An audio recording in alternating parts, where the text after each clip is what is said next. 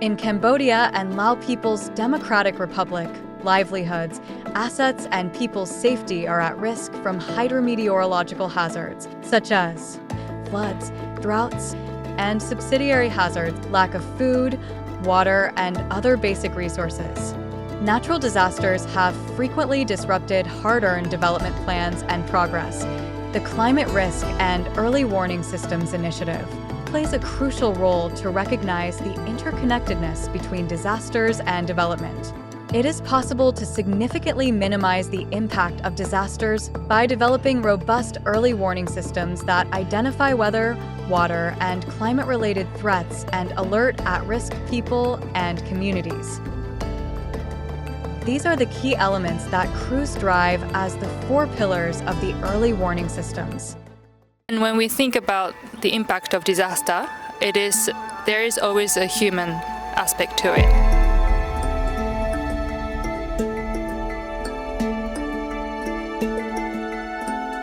Cambodia is very vulnerable to climate change. It is a country that is very much marked by the Mekong and the Tonle Sap River and Tonle Sap Lake.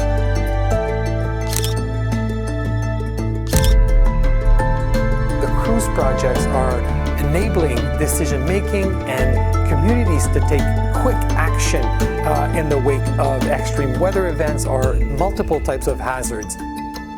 Here in Laos, one of the opportunities is that the Early Warnings for All initiative has created a structured conversation about developing a comprehensive early warning system. The overall goal is to ensure that the early warning systems for both countries are strengthened across the full value chain. So we issue the warning, and when the people receive our warning, they prepare and make some actions.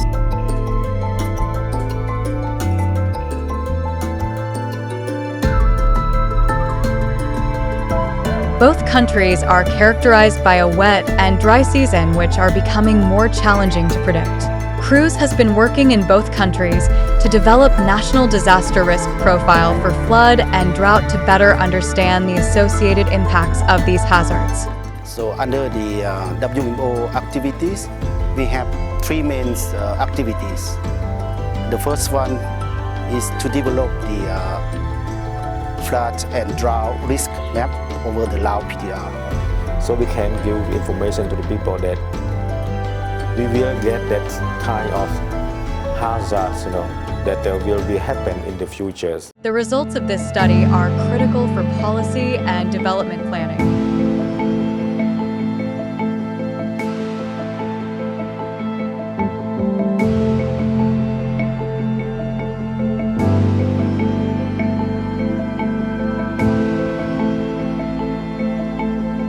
Given the dependence of large parts of society still on agriculture and the availability of water, either, for example, to grow rice or not to lose the investment in agriculture.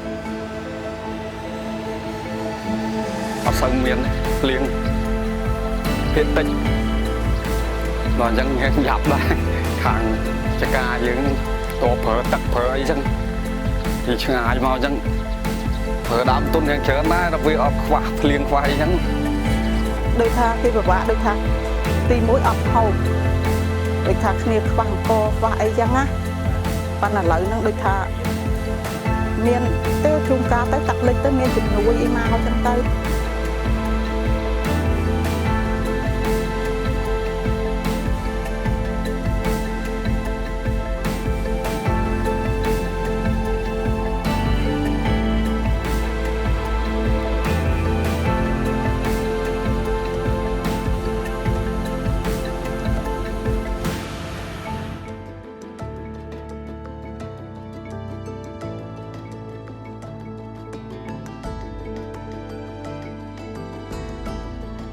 We have 3 kinds of cloud. Have climatology cloud, flood, hydrology flood, and agriculture flood, and also the flash flood also. So there are 4 kinds of flood. Is very difficult to predict in our country.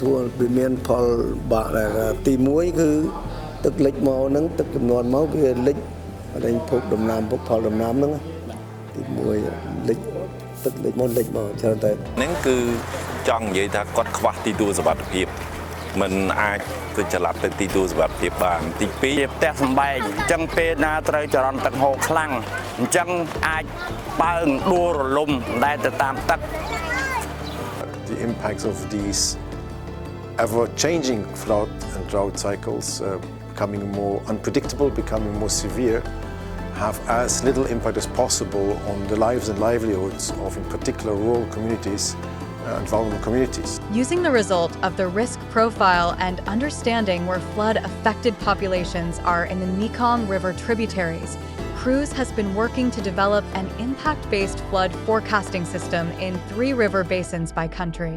The early warning information will significantly reduce the impact of flooding on communities in these basins. We found that these 3 basins are very sensitive for affecting by flooding. So we consider these 3 basins as a pilot study and as the group project helping us. ទឹកចំនួនហ្នឹងបានបកគោលពោះទឹកហ្នឹងបានដាក់នៅទូទៅទៅទេពួកកន្លែងហ្នឹងវាទៀបជាងគេ We are getting from information or the early warning system from the crew and the WMO.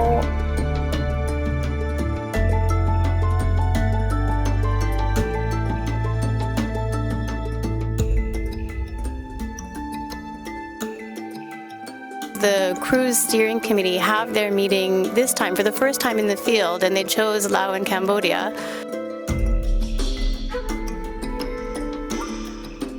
We saw in Cambodia the real impacts of flooding and the increasing unpredictability of flooding. The cruise initiative is really a fundamental part of the UN Secretary General's Early Warnings for All initiative. In the sense that already at the outset, when it was founded almost 10 years ago, bringing together several entities with the objective to work together and have better and more sustainable impact. So it's all about what are people's needs, how do they need to take action, and then you work backwards to find out, right, what kind of information they need to take action. Have plan to educate to people understand the natural phenomena in Cambodia.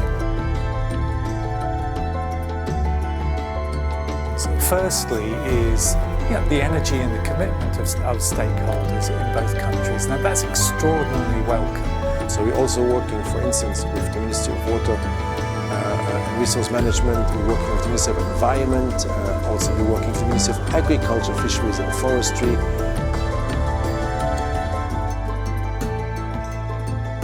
Can support that facilitate their work and that really helps them coordinate better and have the resources to do a better work. We plan to increase the number of the stations over the Laos here. We need more support from the supporter to build like reservoir, to build more irrigation system.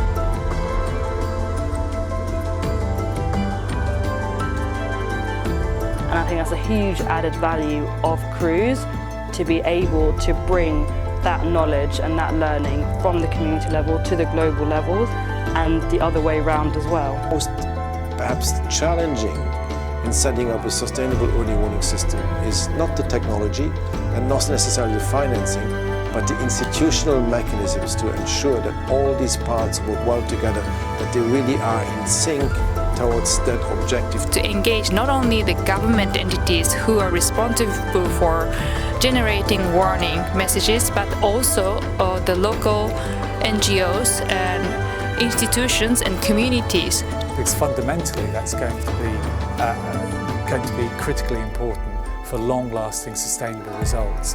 And I think CRUISE can help drive that better practice going forward, and that's a huge opportunity.